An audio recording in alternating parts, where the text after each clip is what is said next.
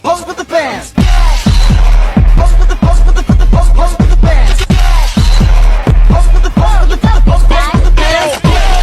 Pose with the fans.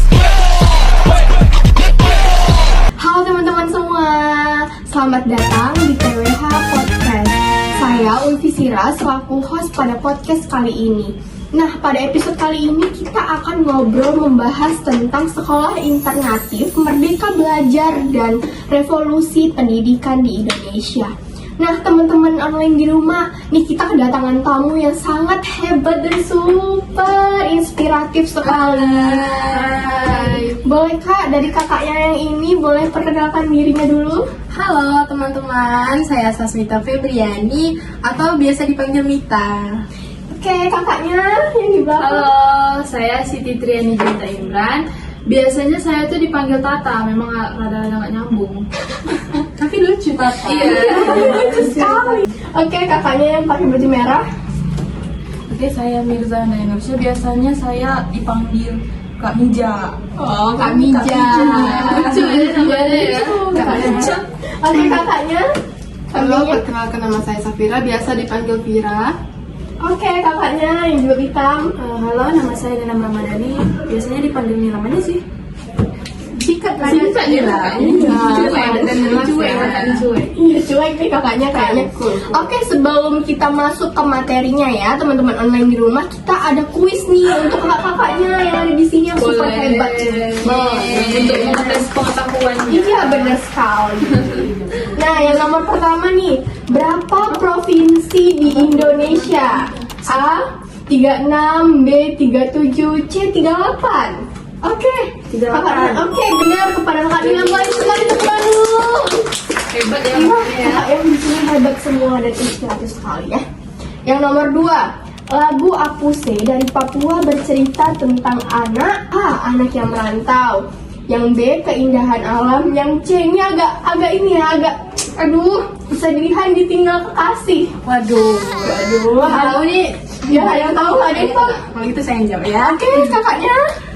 Apa kak jawabannya? Anak yang merantau. Wow, benar ya jawabannya teman-teman di rumah. Oke. Enggak ditinggal kekasih ya. Iya, tidak ditinggal kekasih ya ini. Bisa ada kekasih. Tahu kok katanya Agus. Weh, jangan lagi. Yang nomor 3 nya, teman-teman kakak-kakak semua, ibu kota provinsi Kalimantan Utara adalah A. Tarakan, B. Landak, C. Tanjung Selor. Oke, kakak-kakak Saya. yang jawab. Oke, kakaknya boleh. Tanjung Selor. Wah, hebat sekali. Kamsahamnida. Kamsahamnida. Nomor 4, candi tertua di Jawa Barat adalah A. Dieng, B. Borobudur, C. Batujaya. Aku. Oke, Kak. Batu Jawa. Batu Jaya.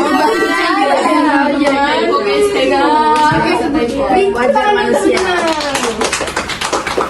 Yang kelima, di kota manakah titik tengah Pulau Jawa? A. Wonosobo, B. Ambawara, C. Salatiga. Ada yang mau jawab? Saya sedih. Ya, Kak? Kayaknya Wonosobo. Wah, ya. Tapi benar. Oke nih, selanjutnya kita beralih ke obrolan yang topik kita pada episode kali ini. Nah nih, untuk kakak-kakak saya ada pertanyaan nih. Nah ini kan kita ada kalimat nih, pendidikan adalah sekolah. Bagaimana nih menurut teman kakak-kakak nih? Kalau menurut saya ya, Iya. Pendidikan itu nggak harus di sekolah aja, teman-teman. Nah, pendidikan itu bisa jadi mulai dari lingkungan keluarga, masyarakat, dan lain sebagainya. Jadi yang nggak benar kalau bahwa pendidikan itu yang harus sekolah gitu. Oh berarti ada banyak ya kak, kayak di masyarakat juga bisa gitu, kayak di lingkungan Iya. dimana aja, di rumah juga bahkan bisa ya kak ya? Sebenarnya itu tergantung pilihan masing-masing. Iya, begitu ya teman-teman yang di Tapi rumah. apalah daya ya masyarakat kita sekarang ini kan pada mikirnya bahwa yang nggak sekolah tuh nggak berpendidikan gitu. Enggak sih, itu salah sih. Salah kan? Iya, Nah, benar. iya harusnya setiap orang itu pasti punya jalan pendidikannya masing-masing. Iya benar betul sekali. Itu aja sih jawaban saya. Oke nih ada lagi nih kak pertanyaannya tentang penggalian potensi seorang anak itu kan kayak didekatkan dengan anak itu roots. Nah yang kalau misalnya anak itu kan dia harus kayak sesuai dengan ekosistemnya, kayak yang dia pengen itu apa, di bidangnya itu apa nih. Kalau misalnya menurut kakak tuh kayak gimana ya pendapat kakak tentang pendidikannya? Oh, boleh saya jawab? Boleh. Sebenarnya ini nyambung ya sama pertanyaan yang sebelumnya itu. Nah, jadi kalau kita bahas tentang teori gitu, Ki Hajar Dewantara ini biasa mengatakan bahwa pendidikan itu diawali dari yang dihidupi sama kehidupannya gitu. Jadi ya pendidikan itu semuanya harus diawali dari lingkungan keluarga. Jadi dari lingkaran kecil itu seperti keluarga, selanjutnya dibesarkan menjadi lingkungan masyarakat, kemudian dibesarkan lagi menjadi lingkungan negaranya, dan selanjutnya ke dunia gitu. Jadi ya itu sebenarnya pendidikan itu harus diawali dari lingkungan keluarga gitu, teman-teman. Berarti paling mendasarnya itu dari keluarga ya. Iya. Karena kayak keluarga itu menjadi support system gitu ya. Yes, benar betul. Jadi keluarga itu jadi pendukung utama bagi seorang anak itu dalam menempuh pendidikan. Nah, nih teman-teman saya tuh ada kan kayak teman guru gitu. Nah, kalau di sekolah formal itu tuh kebanyakan murid itu mencari sekolah yang alternatif. Nah, kalau misalnya menurut kakak-kakak nih ya, apakah pemerintah di kemudian hari nanti akan merevolusi kurikulum? Nah, bagaimana yang menurut kakak-kakak? Gini ya, sekolah alternatif kan yang semakin hari kan semakin diminati kan, mencerminkan perubahan pola pikir orang tua terhadap pendidikan. Nah, pemerintah kemungkinan akan merespon dengan merevolusikan kurikulum seperti mengintegrasikan keterampilan abad 21, pendekatan fleksibel dan teknologi. Ya kan, namun hal ini memerlukan penyesuaian. Dalam sistem pendidikan, pelatihan guru dan aksesibilitas agar tetap relevan dan inklusif.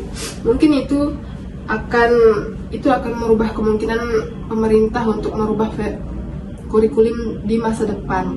Oh, berarti akan dirubah ya Kak ke depannya oleh pemerintah. Iya. Nah nih ada juga nih beberapa argumen tuh kayak orang tua lebih memilih untuk menyalahkan anaknya itu full day agar beban mereka di rumah itu berkurang untuk menguasai anak. Nah, menurut kakak-kakak di sini itu tuh kayak gimana ya pendapatnya? Memang sih beberapa orang tua itu memilih full day sekolah dengan alasan yang praktis, seperti jadwal kerja mereka tuh yang padat kan.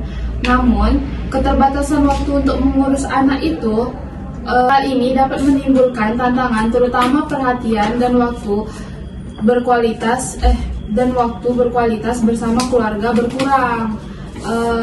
Full day sekolah itu juga bukan solusi buruk selama tidak menggeser tanggung jawab utama orang tua dalam mendidik dan mendampingi anaknya. Anak-anak juga tetap butuh dukungan orang tua, Berarti tetap butuh ya dukungan orang tua, dan orang tua itu pasti menjadi faktor utama ya untuk anak-anaknya. Iya. Oke, ini Kak ada pertanyaan lagi nih. Menurut kakak-kakak ini orang tua itu apakah menjadi fasilitator yang utama nih bagi anak-anaknya? Kalau menurut saya sih iya ya. Orang tua itu memiliki peran penting sebagai fasilitator utama bagi anak-anaknya. Sebagai fasilitatornya, orang tua itu tidak hanya memberikan kebutuhan dasar seperti makanan, pakaian, atau tempat tinggal, tetapi juga membimbing dan mendukung, menyediakan lingkungan yang kondusif untuk tumbuh kembang anaknya. Jadi dengan menjadi fasilitator yang bijak, orang tua itu dapat membantu anaknya bertumbuh kembang, gitu, menjadi individu yang mandiri, tanggung jawab, dan percaya diri. Oh, begitu. Kalau menurut saya begitu sih. Berarti banyak faktor juga ya, banyak faktornya. Nah nih, menurut kakak-kakak yang di sini nih, sesignifikan apa sih lingkungan seorang anak yang bisa mempengaruhi pola pikir anaknya tuh? Dan pendidikan yang menyatukan dua elemen di lingkungan ini, menurut kakak-kakak itu bagaimana ya Kak? Jadi kalau menurut saya itu gimana ya? Ada sebagian orang yang mengistilahkan bahwasanya bisa membangun lingkungan yang sehat. Biasanya kita bisa mengajak anak-anak untuk melakukan hal-hal yang baru, melakukan hal-hal yang supaya dia tidak berkecimpung ke hal-hal yang buruk, misalnya Paham kayak saya. bullying, Anak zaman sekarang kan Menghindari itu semua. Iya, menghindari ya. ataupun supaya untuk menghindari hal-hal yang sebenarnya bukan kebutuhan anak itu sendiri. Oh, begitu. Apalagi gadget kan. Sekarang anak itu pengaruh banget sih kalau menurut aku. gadget tuh anak sekarang itu pada ketergantungannya tinggi banget sama gadget. Bahkan anak di umur di bawah umur pun udah main gadget gitu ya. Balita itu Kalau nggak dikasih dia tantrum gitu. karena itu Susah itu. pengalaman ya. Iya, sepertinya kakaknya udah pengalaman. Iya, pengalaman. Kebanyakan sih ya. Iya, kalau kakak ini nih berpengalaman sekali memang. Iya banyak banget. Ya bahkan ada sebagian anak yang memanfaatkan gadget sebagai untuk hal-hal yang maksudnya dampak buruk, misalnya untuk game online atau pornografi. Tapi kalau misalnya ada dampak buruknya pasti ada positifnya juga. Iya, pasti ada dampak positifnya. Mungkin salah satunya itu media akses belajarnya jadi lebih luas gitu. Jadi bisa searching tentang apa yang nggak ada di buku, tentang apa yang tadi ajarkan orang tuanya gitu. Semua itu tergantung cara kita memanfaatkannya itu gimana gitu. Lanjut Kak. Oke, nih pertanyaan untuk kakak-kakaknya nih, menurut kakak-kakak ini pendidikan secara umum ada nggak sih yang parameter yang ideal itu yang seperti apa ya kakak-kakak? Kalau istilah Ki Hajar kan, pamong ya, katanya sih pamong. Biasa juga sih katanya momong. Jadi kita mengenal dengan baik yang kita didik gitu kan. Kalau misalnya di sini kalau kami nyebutnya fasilitator. Nah, fasilitator itu harus mengenal dengan baik anaknya. Tidak hanya sekedar kenal nama, tapi juga kenal bagaimana karakternya, apa kecenderungannya, terus anak itu punya kelebihan apa, kekurangan apa. Nah, ini kan harus ada interaksi intens. Makanya di kami itu selain jadi fasilitator, kami juga menjadi mentor. Nah, dari situ kemudian ya istilahnya kita menuntun sih sebetulnya yang belajar anak itu bagaimana kita memfasilitasi kalau kita nggak kenal kalau kita nggak kenal yang apa kita nggak tahu gitu kan kebutuhannya apa gitu kan. Berarti kita harus tahu ya sama sifat anaknya, karakter anaknya itu kayak gimana. Nah, saya setuju sekali dengan statement itu. Nah, nih ada pertanyaan netizen nih untuk kakak-kakaknya nih. Waduh, kalau buat netizen ini lumayan ya. Ada pertanyaan. Namanya aja udah ngeri netizen gitu ya. Nih, yang pertanyaan pertamanya nih kak, tanggapan kakak-kakak ini semua terkait kurikulum pendidikan di Indonesia yang kerap sangat berganti itu bagaimana ya kak? Sebenarnya kalau misalnya kurikulum yang berganti itu nggak ada masalah ya. Tapi kita lihat dulu dari tujuannya kurikulum ini tuh sesuai nggak dengan nilai-nilai yang ada di Indonesia. Kayak kan kita ada Pancasila itu kan ada 5 nilai gitu kan. Sesuai nggak dengan di kurikulum gini, tujuannya tuh bener nggak, baik nggak gitu kan. Iya kan, sebelum kita mau ganti kurikulum juga harusnya dievaluasi dulu gitu loh. Kan kalau misalnya nggak dievaluasi kan jadi kayak kurikulum yang udah diganti gonta-ganti nanti kan kasihan yang anak-anak yang sekolah gitu kan, bebannya jadi makin banyak. Jadi kayak Bisa beradaptasi. karena gonta-ganti kurikulum terus kan. Kayak gitu ya. Nih kak, ada pertanyaan yang terakhir nih kak dari netizen. Apa faktor yang paling sering menyebabkan orang tua itu takut untuk menyekolahkan anaknya? Itu tadi yang seperti Kak Nilan ngomong tadi kan, bahwasanya terlalu banyak kurikulum, sehingga terlalu banyak beban juga kan. Misalnya tugasnya terlalu menumpuk, kan nggak sesuai sama kemampuan anaknya kan. Itu baru masalah itu, belum lagi masalah biaya kan dari SMP, kan nggak sesuai. Ya, setuju. Oh, karena itu ya, karena SPP itu ya. Seharusnya pemerintah juga harus membiayai sih, seharusnya zaman sekarang kan. Apalagi zaman sekarang udah ada yang SMA yang gratis. Bagus ya pemerintah sekarang itu tindakannya tepat untuk mengatasi dari segi ekonomi keluarga Iya. ya benar. Sehingga orang tua nggak perlu takut lagi untuk menyekolahkan anaknya begitu. Jadi Ada program wajib 12 tahun ya. ya, Iya. betul sekali. Jadi kita kalau punya anak misalnya nanti wajib disekolahkan ya teman-teman. Iya, wajib disekolahkan Kita dengar ya. Wajib itu harus ada pendidikan itu. Iya, harus ada pendidikan karena itu adalah fondasi yang paling terkuat. Iya, betul. Pendidikan. Nah, ini yang terakhir menurut kakak-kakaknya kan ini nih Indonesia kan merdekanya 1945. Nah, kalau untuk kakak-kakaknya nih yang pertanyaan yang paling terakhir nih, di tahun 2045 Indonesia itu kan seperti apa? Saya juga penasaran sebenarnya. Pernah dengar istilah Indonesia Emas enggak?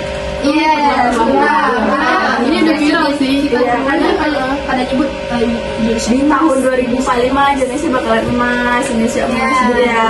Terus anak mudanya harus berjiwa emas juga, terus berjiwa demografi. Tapinya nih, Kenapa Kak? apa tuh Indonesia ini menginginkan anak muda yang demografi tapi tidak didukung oleh sumber daya yang baik gitu loh. Jadi kayak di Indonesia ini kan kesenjangan sosialnya kan sudah lebar, sudah menyebar kemana-mana ya. Betul kan? Benar. Nah jadi tuh kayak kalau misalnya dibilang Indonesia emas tahun 2045 itu belum tentu ya, tapi berdoa aja semoga iya gitu Amin. ya kan. Kesenjangannya tuh mulai memudar, mulai menghilang gitu ya. Merata. Iya. Semoga aja kedepannya negara kita ini maju. Terus manusia-manusianya tuh nggak rakus gitu loh. Iya. Dan nggak mengurangi korupsi gitu. Berarti begitu ya harapan kakak-kakaknya untuk 2045 nanti untuk Indonesia. Saya sangat mensupport ya Indonesia emas tahun 2024. Kakak-kakak semua pasti 2045 100 tahun Indonesia Iya, benar sekali. Iya, 100 tahun Indonesia merdeka berarti pemuda-pemudanya juga harus merdeka dong. Iya. Udah harus bisa berkontribusi lebih gitu untuk Iya, negara. dan untuk harus lebih semangat ya pemuda-pemuda nanti yang tahun 2045 itu harus semangat. Setuju sekali Kak Ulfi. Oke, selesai sudah ya podcast kita pada episode kali ini. Singkat sekali. Lagi seru-serunya Iya, Podcast kita jarang-jarang kan kita semua bisa ngumpul terus sharing tentang pendidikan ya. apa yang kita nggak tahu tentang dunia pendidikan gitu, sangat bermanfaat. Terima kasih kepada kakak-kakak yang semuanya super hebat dan super inspiratif sini, Masya Allah. Oke, buat teman-teman semua yang di rumah, terima kasih sudah mendengarkan podcast TWH. Nah, sampai bertemu di lain kesempatan.